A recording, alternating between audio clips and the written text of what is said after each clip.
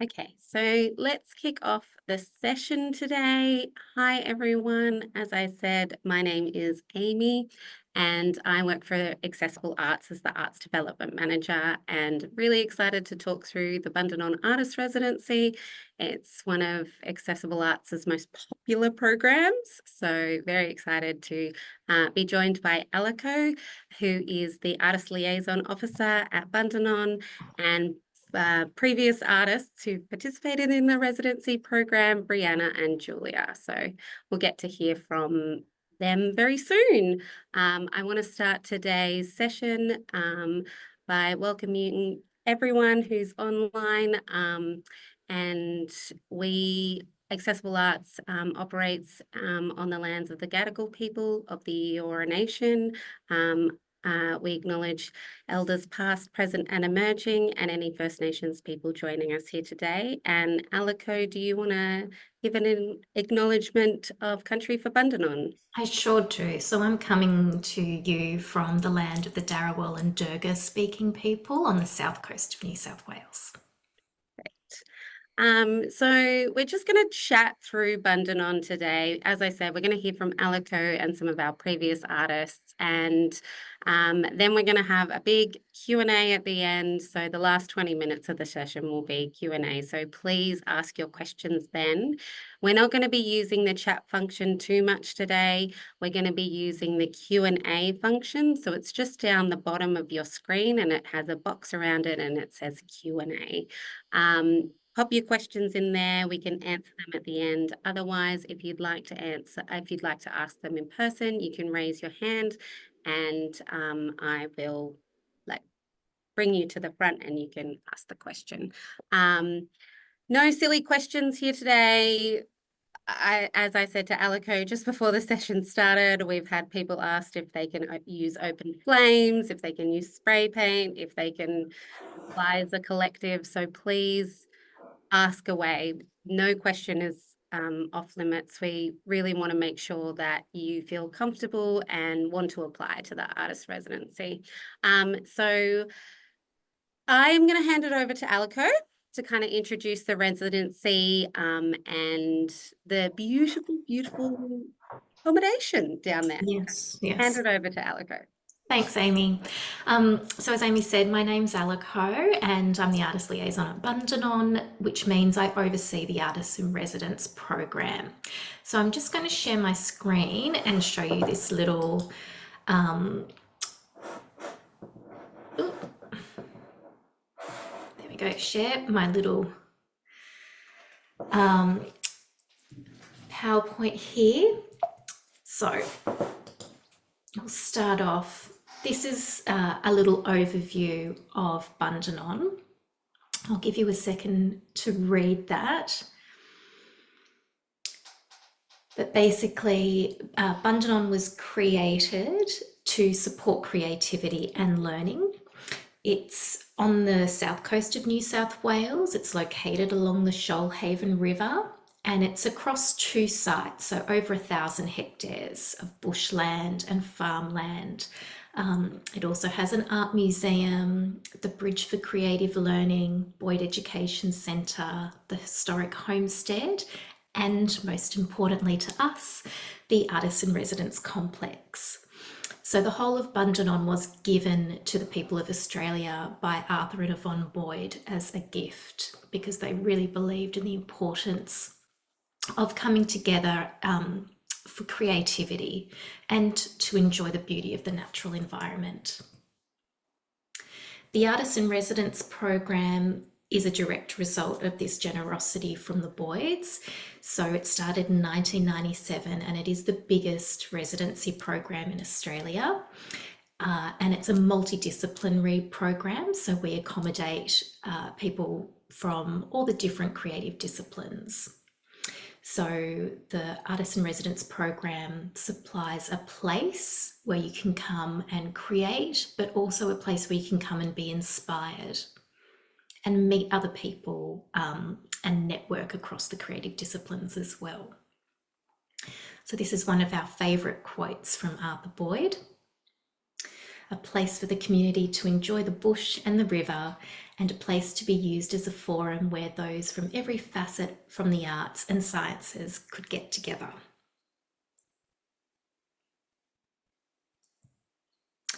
So this is the Artisan Residence complex there behind the cows.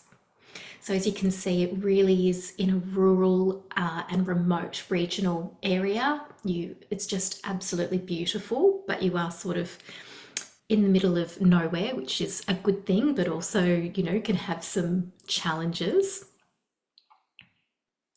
And this is a little map to show you the actual complex. So it's actually comprised of a couple of heritage or a few heritage buildings that are technically part of our collection, and also some architectural purposely designed buildings as well. So it's a series of buildings clustered together, except for that musician's cottage, which you can see a little bit further away so that those musicians can make as much noise as they like. That's just a little overhead photo as well. And you can see that there's some ramps and walkways connecting those buildings, but there are also some steps. You can also see that some of those paths are dirt because we are in a very rural area. So there is some dirt, some gravel, that sort of thing, that for some people that could pose a bit of a challenge. So let's get to the studios and the accommodations. So the musician's cottage is a self-contained cottage. It has 3 bedrooms. It has a large living space, a dining area and a kitchen. And at the rear of this cottage, there is a purpose-designed or acoustically designed studio. Now that contains a baby grand piano and a desk or a table. The bedrooms, we've got 2 bedrooms that have king-size beds that can also be split into 2 singles. And there's a middle bedroom, which is a smaller bedroom that has 1 single bed. There's also 2 bathrooms and a laundry in that cottage. So it's a great cottage if you are working as a group. It's not necessarily just for people that are making music, but if you are a group that's working on a project together, sometimes we have people working, you know, writing something for the theatre or a dance group, something like that. They will often stay in that space together. Then we have the Writer's Cottage. It's another one of our historic cottages. It's a self-contained cottage. It has 2 bedrooms, both with double beds, a kitchen, bathroom and laundry facilities. And then in the middle between the bedrooms, there's a study. So that study contains a large working desk. It is a sit-stand desk. It also has an upright piano as well. So that's really suited for people who are writing, and with that piano in there, it's often used by people writing for musical theatre, that sort of thing. Then we go over to that courtyard area that you saw in the overview, and we'll start over on that far side where we've got the Gonski apartment. It has 1 bedroom with a queen bed, and then it has a living room and a bathroom as well. The kitchen is shared with the Sherman apartment. So for the apartments, they all share a kitchen with another apartment. Across the courtyard from the Gonski apartment is the barn. So that's a 19th century barn. It houses 2 studios that are separated by a sliding door. And artists in the Gonski apartment get to use one of those studios. Both of those studios have sinks, work tables, like big trestle tables, chairs and easels, and are suitable for any form of creative practice that needs space, that can tolerate a bit of mess. They're less suitable for noisy work because sound does travel between that partition wall. The barn's also great if you work with things like installation, because as you can see in that photo down the bottom, there are beams that run across the top. So if you're someone who likes to tie things up or hang things, that's a really good space for you. The Sherman apartment is at the end there. It shares the kitchen with the Gonski apartment. So it actually has two bedrooms. One has a queen bed and the other has a single bed. It also has a living room and a bathroom. And then again, across from the courtyard, it shares the other half of the barn. So it has its the barn studio. You can see Judd Kitson working on her work there down the bottom. On the other side of the courtyard, we have the Fern apartment. So in that picture at the top, the Fern apartment is on the left-hand side of that building. So the Fern apartment has one bedroom with a queen size bed and a bathroom, and the kitchen is shared with the Friedman apartment. So that apartment is wheelchair accessible. You can see the ramp that leads up there, and the bathroom is an accessible bathroom. If you go through the apartment, it's adjoining the apartment is the studio. So you'll see a photo of the studio down the bottom there. So that's a really nice big 42 square meter studio. And it also has a sitting area in there. And again, you've got trestle tables, easels, chair, sink, that sort of thing. That's a little floor plan just to give you an overview of how accessible that space is. If you need any details, I can provide this as well in terms of door widths or things like that, just in terms of how accessible that space is. And you'll see on the right hand side, that's the Friedman studio and apartment. So it's similar, almost a mirror image of Fern. It has one bedroom with a queen size bed and a bathroom, and the kitchen is shared with that Fern apartment. And this studio is just slightly smaller at 34 square meters. So that's the studio there at the top. So you can see the studios are beautiful, bright, big spaces, lots of light, lots of room to work. We also have the Dorothy Porter Studio, which is a standalone rehearsal space. That's it there. You can see those beautiful glass doors, which totally open up. So that's a space for performance work, a really nice big space. It's got a fully sprung floor, so if you're doing dance or theatre work, and really beautiful high ceilings as well. And at the other end of that building, where you saw the roller door on that photo, behind that we have the Dorothy Dwyer Silversmith Studio. So it has all the tools, the conditions for professional silversmiths and jewelers to pursue their practice.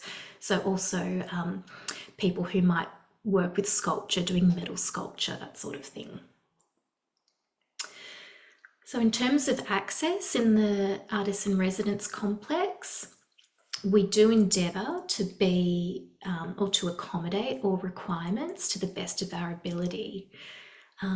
Having said that, we are in a unique location and we've got some historic buildings, that sort of thing. So there may be some challenges there. So what we like to do is work with each individual to make sure that we can accommodate your needs. Some of the things that we can do organise Auslan interpretation for inductions, captioning.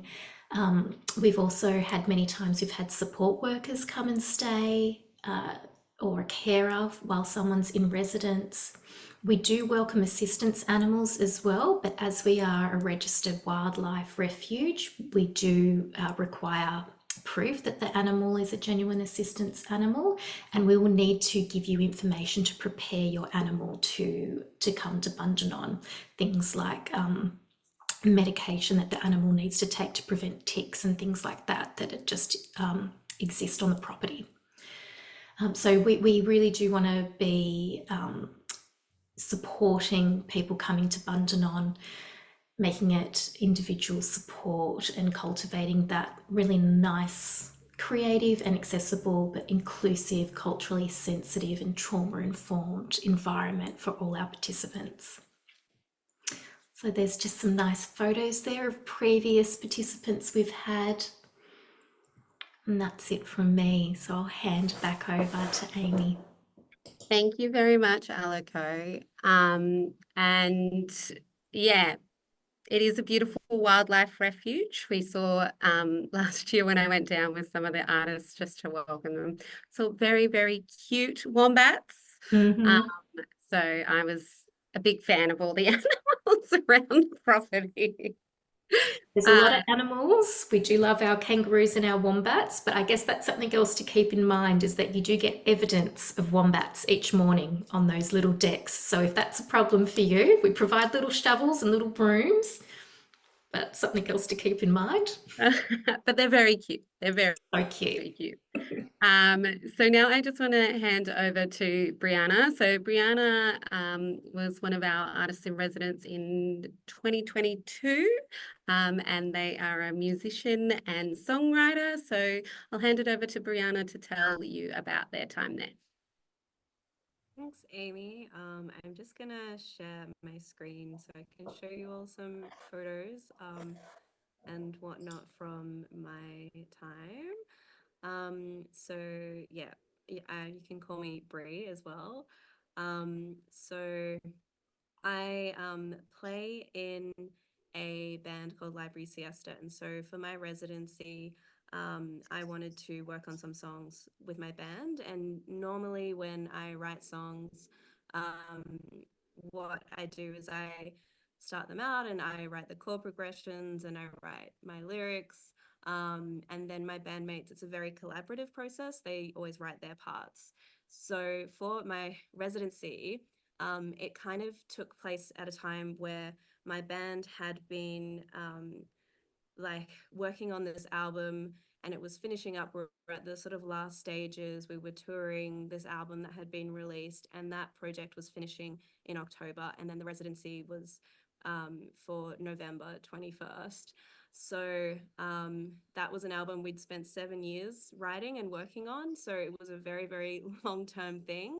And a lot of work had gone into that. But in those sort of final stages, because we're, a small independent band, it meant that I hadn't been writing songs for a long time. All of my energy had gone into like organizing events and doing promotion work and sending a lot of emails. And so I kind of had an artist manager hat on my head for a long time. And so this residency that I was very privileged to be selected for was used as a way for me to basically get back into the habit of writing some songs for a next project, which at that point in time, of course, I didn't quite know what I wanted to do yet because those songs hadn't been started. So it was very much my project that I proposed was just the beginning stages of writing for a new project. So yes, and because part of my writing process, I don't write everything. I don't write my other bandmates' parts. It would what I pitched in my form was to and what I'd sort of checked in with Accessible Arts about would be okay with is like having me down for the first, I think, 5 days or 4 days, and then my bandmates coming for the last couple of days to collaborate with them on the stuff that I'd started in the first few days. So there's some photos here of, me in the studio, some cute pictures of the space, the musician's cottage itself, and me and my bandmates there in the bottom corner working on some songs. Um, and so, yeah, the kind of goals, I guess, that I was trying to get out of that residency was very, very simple. I didn't want to put lots of pressure on myself to write an entire album in a week when I know it had taken 7 years to write the previous one. So I kept it very simple, and I just wanted to set a goal for myself of each day just coming up with a couple of different chord progressions. Maybe they're going to go in the bin later on, but at least it's getting me back into the habit of thinking creatively. Um, and then I also kind of just wanted to write a couple of pages of like lyric ideas. And so those were sort of some very quantifiable sort of goals to keep me accountable to myself that I was trying to work on. But then also I had some more lofty, nebulous type of goals where I wanted to just experiment with new time signatures or tunings that I hadn't used previously, and to bring in my bandmates at an earlier stage of the songwriting process. I was used to write in a way where I would have everything like the whole song sort of fully formed. And so bringing them in a little bit earlier, I felt would be really beneficial for me as a creative and a songwriter to help push myself to exposing ideas that aren't very fully formed yet to other people and bringing them in earlier. And then another sort of very lofty, nebulous goal was to just try to bring back some songwriting habits that I'd lost because I needed to focus on very administrative things for quite an extended period of time leading up to the residency. So that was pretty much it. And yeah, here's some photos of me in the space. I found it really fun that there was a tiny little door in the lounge room, and spoilers, behind it is a vacuum cleaner. Um, and so yeah, there's me with my guitar and amp. I met an echidna while I was doing walks during the residency, and that was very cute. So can confirm the animals are indeed very cute. And yeah, it was just very beautiful, very inspiring country to be on down there. And that's me pretty much. Brianna, what was it like with the other artists at the residency? It was so great. During my time, the other residents that we had was such lovely people. We had a session beforehand. We were really lovely in facilitating, getting us to get to know each other on a Zoom call before we went down. So that really helped. And something that was very fun was the first day of the residency was actually my birthday. And so I had previously reached out to them and said, like, hey, let's have a little party in the musicians' cottage on the first day. And so, you know, people brought snacks and we had a nice little get together on the first night. Everyone was very tired, so it didn't go for very long, but it was a really nice way to set things up so that we would have like some kind of get together most nights. And if some people didn't have the spoons to do that every night, it was very much understood and okay if you needed a night in. But we would go for walks together, take little breaks together. And I remember there was one night we all met up in one of the other studios and like played games. And so it was a really beautiful time. And we've all stayed in touch since then. So it was, yeah, it was very, very amazing.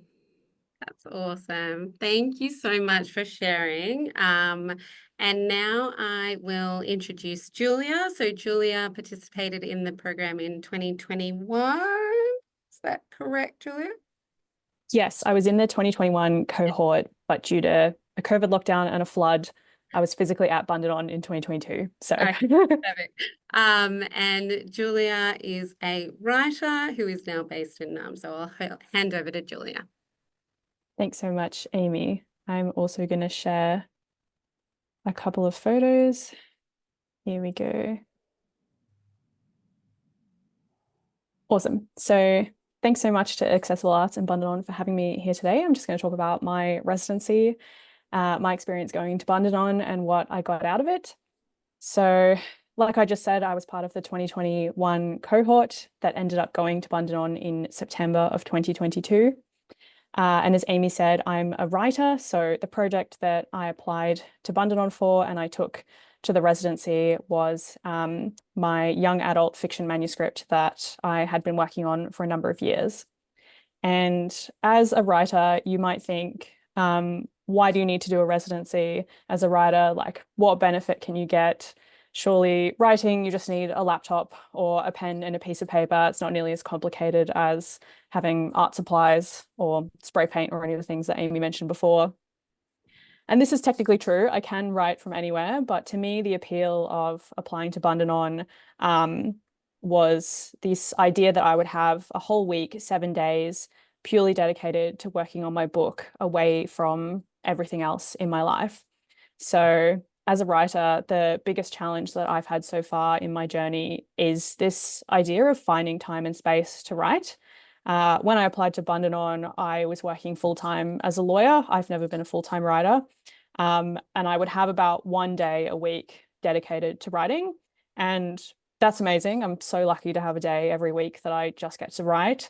But when you're working on something as big as writing a book or making an album, like Brie was talking about, it's often really beneficial to get some really dedicated, uninterrupted time to work on a project like that, because I was really getting my 1 day a week and then maybe 30 minutes here, an hour there, a free evening maybe throughout the rest of my week to work on my book.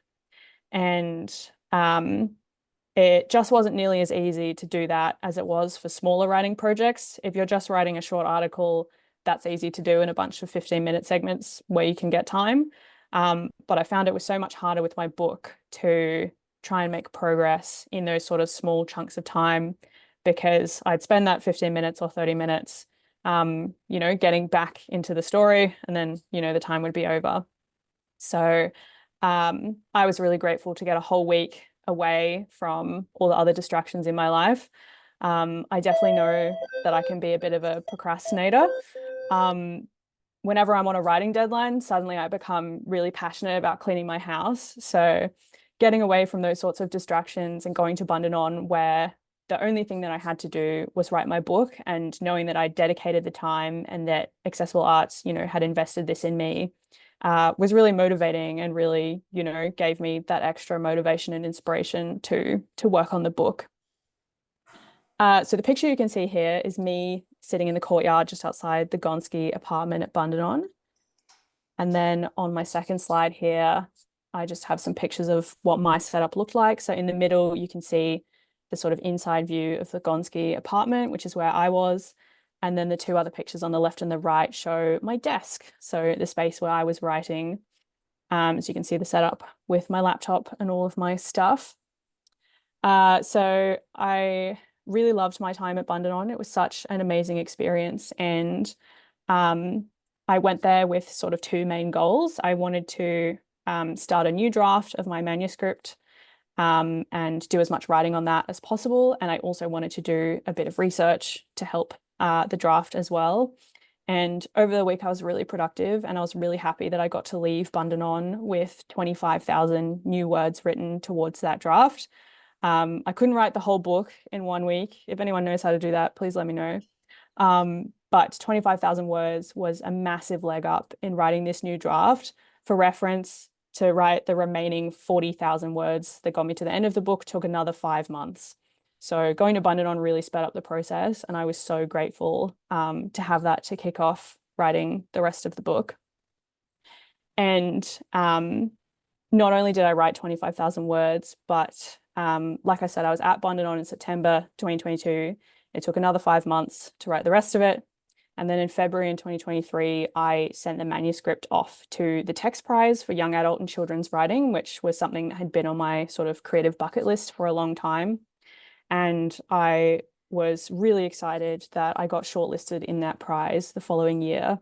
So to me, that was a really big sort of endorsement that my time at Bundanon made a massive difference on my writing, not only as a craft, but for my career as well. So I'm really grateful that I got that time at Bundanon to be able to make that book happen, because being shortlisted for the Text Prize was a really big deal and something I'm really proud of. So I'm very grateful that I had some support in helping make that happen.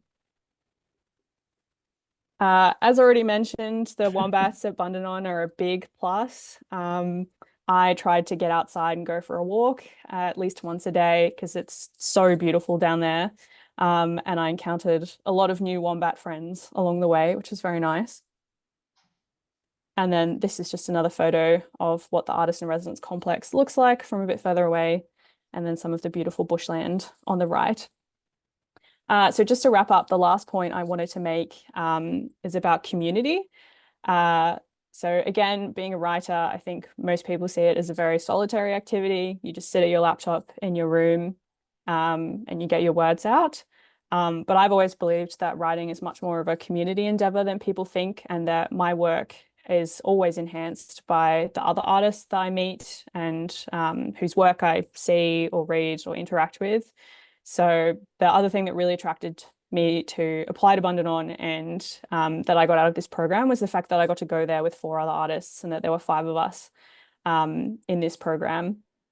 So the way that, sadly, we didn't get to have a birthday party. I would love to go to Bundanon for my birthday. That sounds perfect. But most of us would get together at the end of each day and we'd all sit around the table and eat dinner together and talk about what we've done that day and what our work was like. And so getting to know those other artists and I guess getting to go on that journey together and learning about their work and what had brought them to Bundanon was really nice. So getting to do that together and getting to be there with the other artists, I really liked and really valued as someone who does often spend a lot of time just doing work by themselves. I'm always looking for ways that I can meet and connect with other artists, and this was a really amazing opportunity to do that. So that's everything I had to say about my experience. Definitely open to questions, which I think we have time for. So I'll hand back to you, Amy. Thanks, Julia. So before we head into the question time, I thought I'd just give some kind of key dates about when the residency is, when the application closes, who you can reach out to if you have any questions beyond the info session. So the residency will be from the 4th till the 10th of November. Aliko, I wanted to ask, what's the weather like around that time? It's kind of perfect. It's sort of spring, not too hot. You are in the bush though, so you want to bring things like hats and water bottles, sunscreen and insect repellent. Having said that, all of the accommodation and studios do have air conditioning. So that's if you want to, monitor that hot and cold, you can do that. And as kind of Bree said before, we do have, once you are selected, we do have a Zoom session where it'll be me and Aliko as well, and the other artists in residence. So we can all meet each other. That's kind of scheduled about 2 weeks before the residency takes place. It's just an hour session and it's just very informal, but it kind of helps you prepare who you'll be down in the residency with.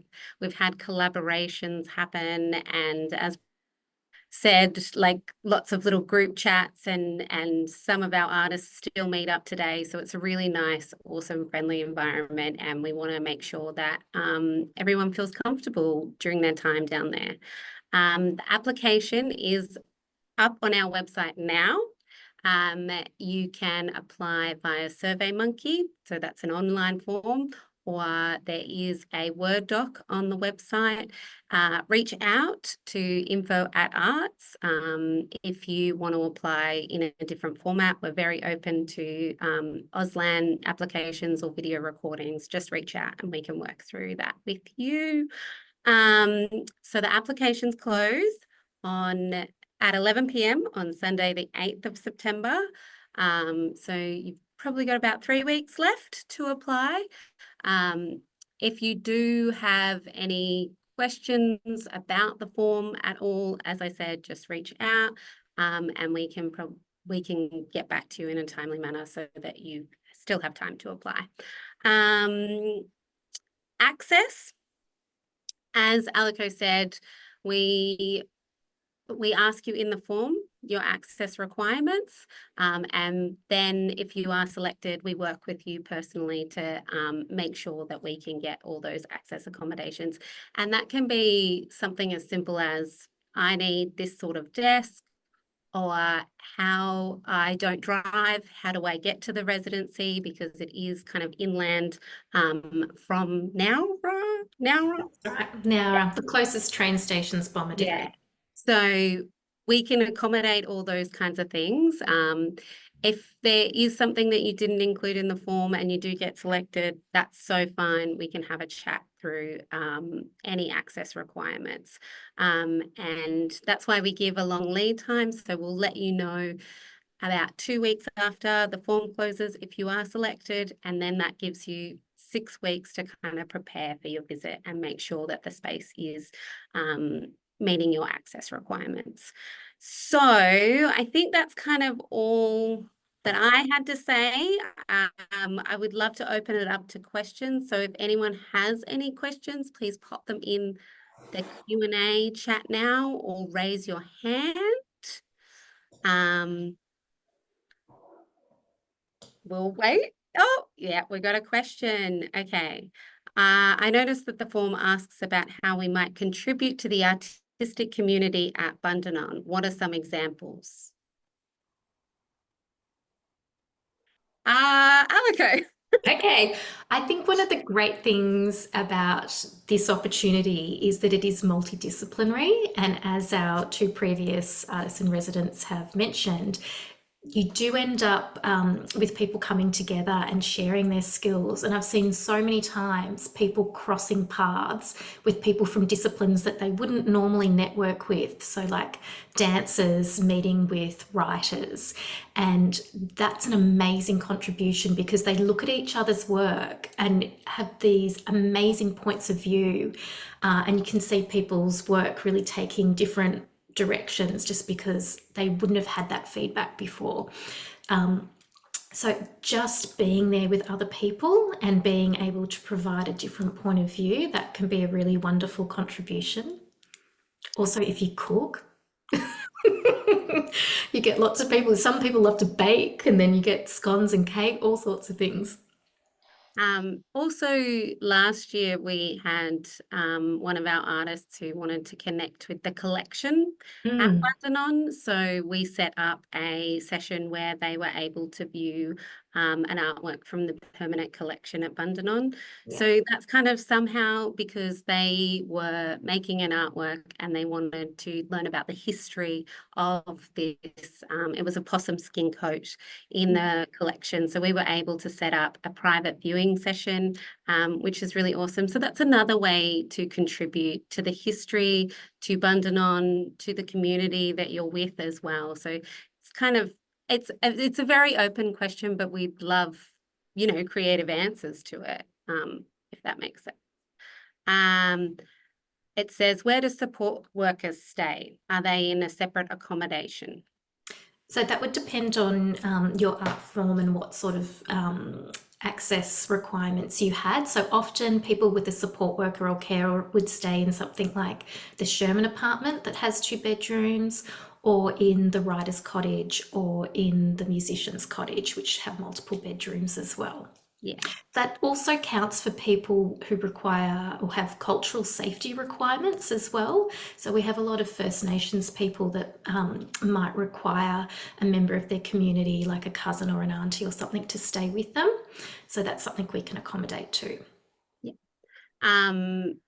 Yeah, so me and Alico, once we have the final selection, we work through we kind of puzzle piece together where everyone's going to stay.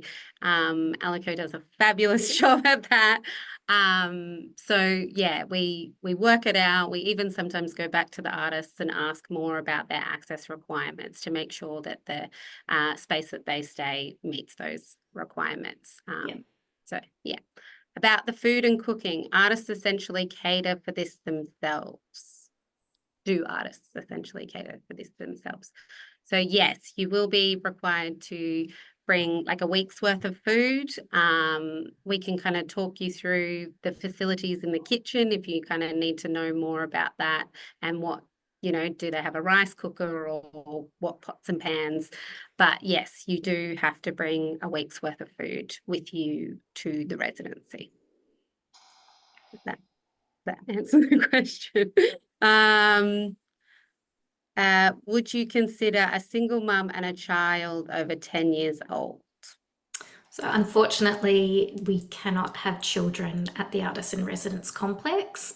So we have a really robust child safety policy at Bundanon because we're also, one of the main things we do is education, and we're a really risky site.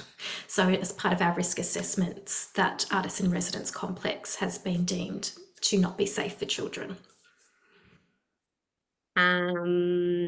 Is there an expectation for where you need to be in your creative career as an artist, emerging, established? No, not at all. So we have had emerging, mid-career and established artists apply. It's more just about the project and how timely it is. Like Julia spoke about wanting that time away to be able to kickstart the writing, and Bria mentioned, you know, having that time at the start to really get that creative process flowing again after doing lots of arts admin. I hear you on that. So it's about the timeliness of the project. It's also about the creative outcomes, like what goals do you have for the residency? What do you think, why do you think now is important? So that kind of comes back to the timeliness. And yeah, like we really want that residency to be a space of creativity, of flexibility, of like joy, like you get to be in this beautiful space creating. It's time away from all those kind of pressures of life as well.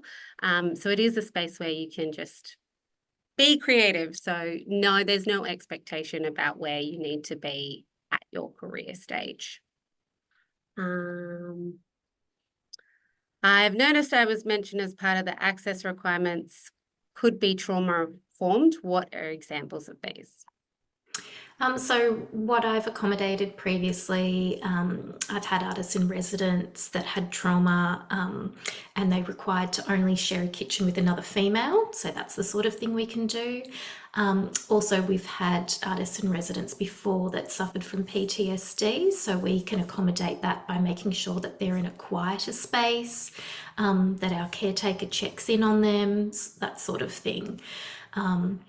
Also, people who might suffer from anxiety, like we can really talk people through before they come to prepare them to make sure that they feel safe and secure. We can talk about basically inform them of what they need to know to make them feel safe in that space. I hope that answers that question. And I will say, we at Accessible Arts come down and welcome the artists to the space. So there'll be someone from our team that will be there just for the first couple of hours while all the artists arrived.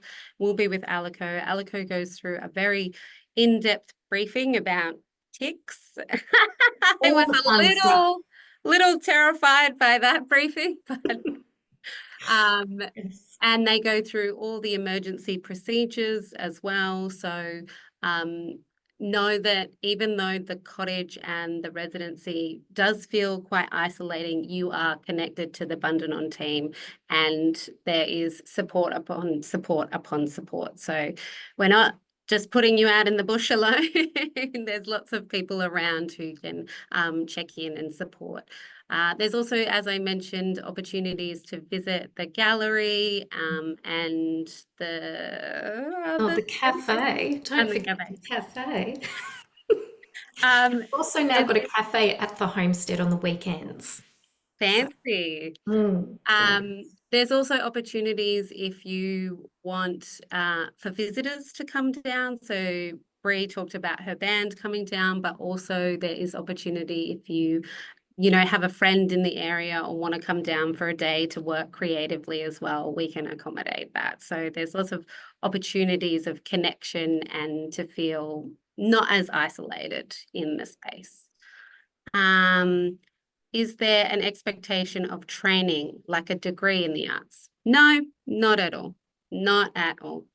It's, as I said, emerging, mid-career, established.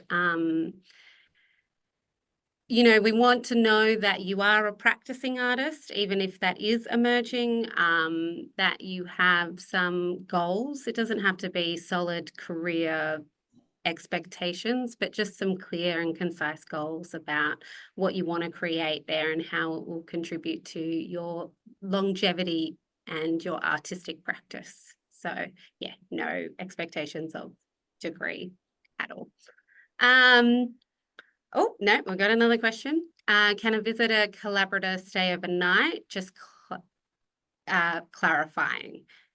Yes, that's so long as you put that in the application and we know ahead of time when we are selecting those spaces that you will be staying in. So it is a bit of a Tetris game to make sure that you have the right accommodation. But if you include that in your application, that's the best place to kind of include that so that when we are doing the process of selecting where the accommodation is and you say that, oh, hey, I've got a friend who's coming down, we can accommodate that. Is that what happened? I'm going to hand this over to Bree. Is that how you did your application?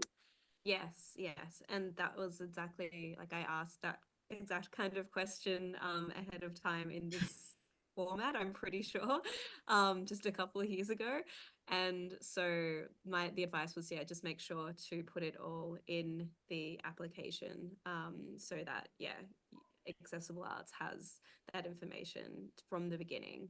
Don't sort of, if you're not sure, or if you're thinking about it, if it's a maybe, I would definitely say pop it in.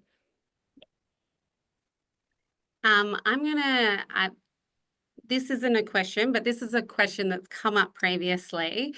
So in terms of like this is to Alico, in terms of like materials, what kind of materials can artists bring down? What does the space offer?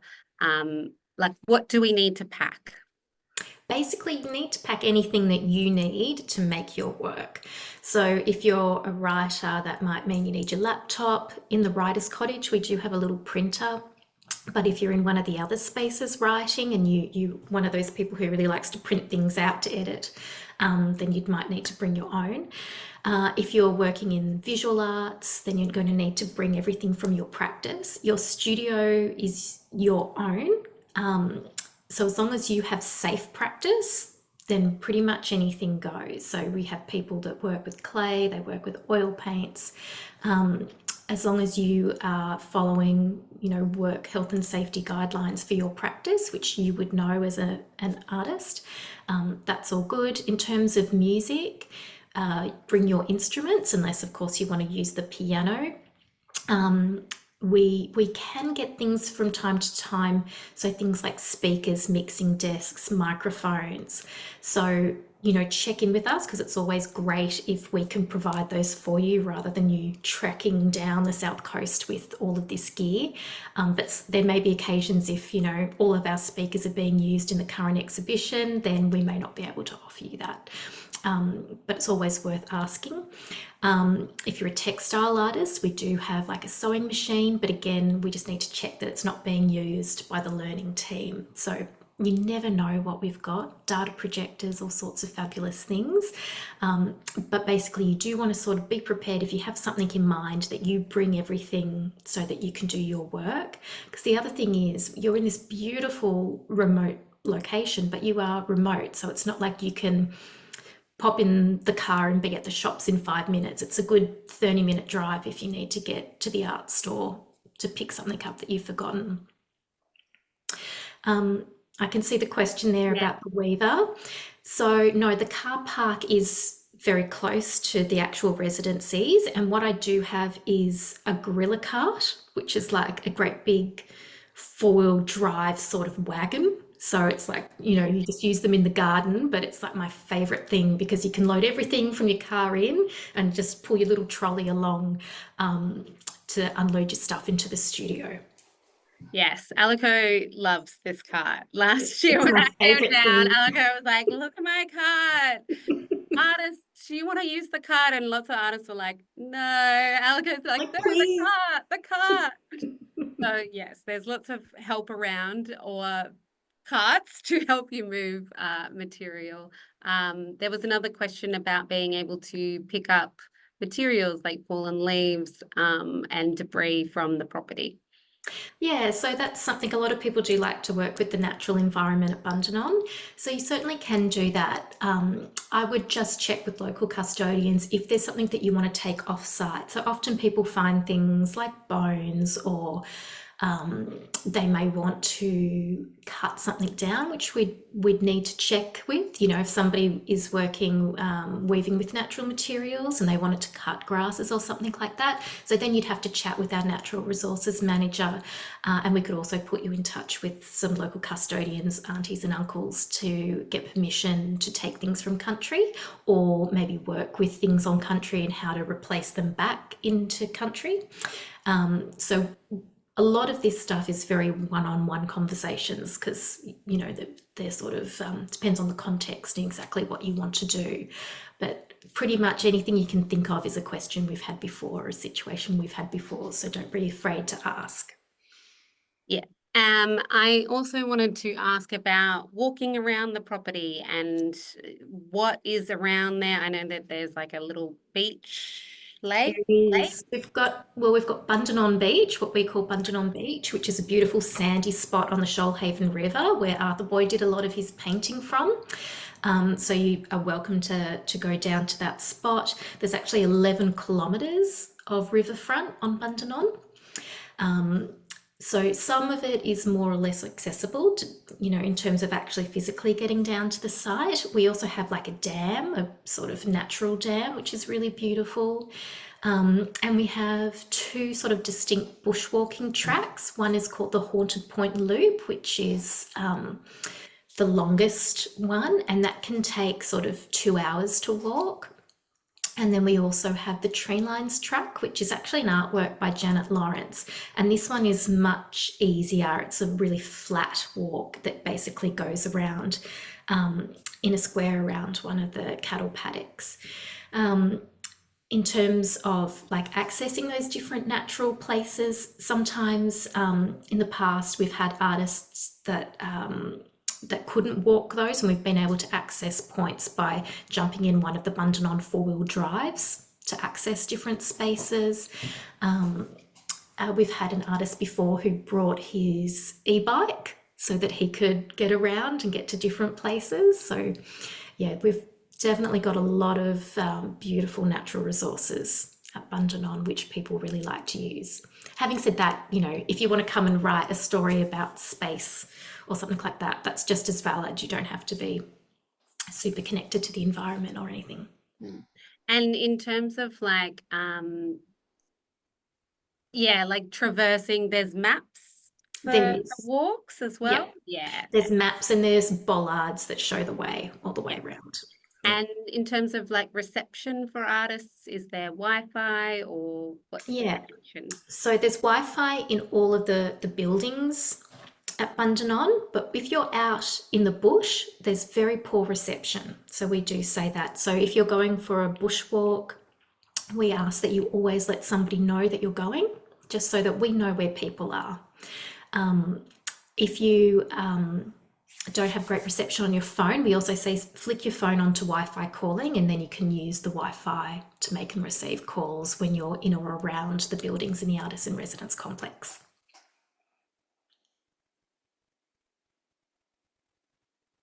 I'm on mute. I want to throw back to Bree and Julia. What was something unexpected that came out of the artist residency for both of you?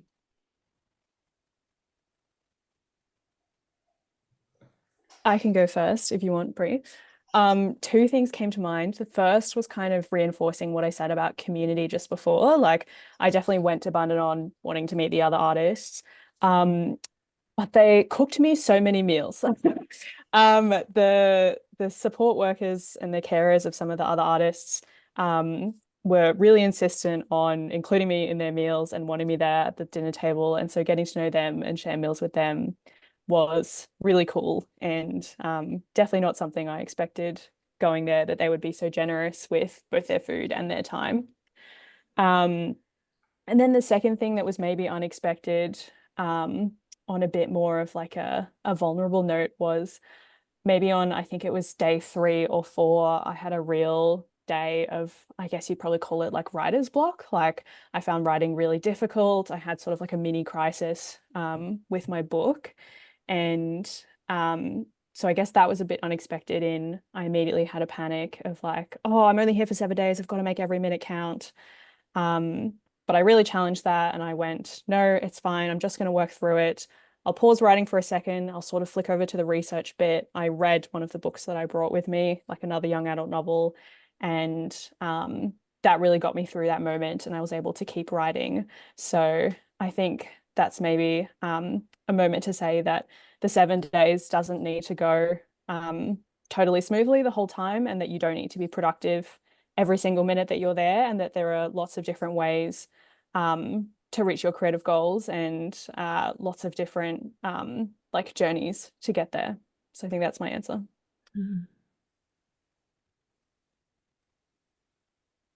Very similar that happened to me, Julia. That was unexpected. So on the very first day, on my birthday, as I was driving down to Bundanon, it was like an unprecedentedly windy day where like trees were being like not necessarily like just in New South Wales in general, like trees were being uprooted kind of winds. And so driving in the car for like 2.5 hours or whatever it was, and I have arthritis, so my body was extremely tense and very sore when I arrived, and I needed the first, I think, like 2.5 days to recover from that. And I also get a lot of nausea from my medication. So, like, it's to be expected in the sense of like when you live with chronic illness and disability, you're like used to those unexpected things coming up, and like you know that you have to be kind with yourself with your time. And like obviously I'm just used to practicing that anyway. So but it was definitely a very similar thing to Julia, where it's like, okay, I just have to like lower the expectations that I have of myself. And I guess also embrace it in a positive way with like, and I'm used to doing this with my songwriting and my playing with my guitar. It just meant that the chord progressions that I was coming up with that those on those sort of days were very like there are particular chord shapes that are easier on my hands when my hands are sore. And so I found myself naturally gravitating towards those kinds of chord shapes. And so I just sort of found that even though that I wasn't expecting to be in so much pain on the first few days, it was, yeah, I just found myself naturally gravitating towards the ways that I adapt and cope in day-to-day life and like as an artist usually anyway, which isn't a bad thing, because maybe one day I'm going to want to play those songs live and maybe I'm going to be in pain. It's like, actually I've got these songs that are good for those days anyway. So that was definitely something that was a little bit unexpected.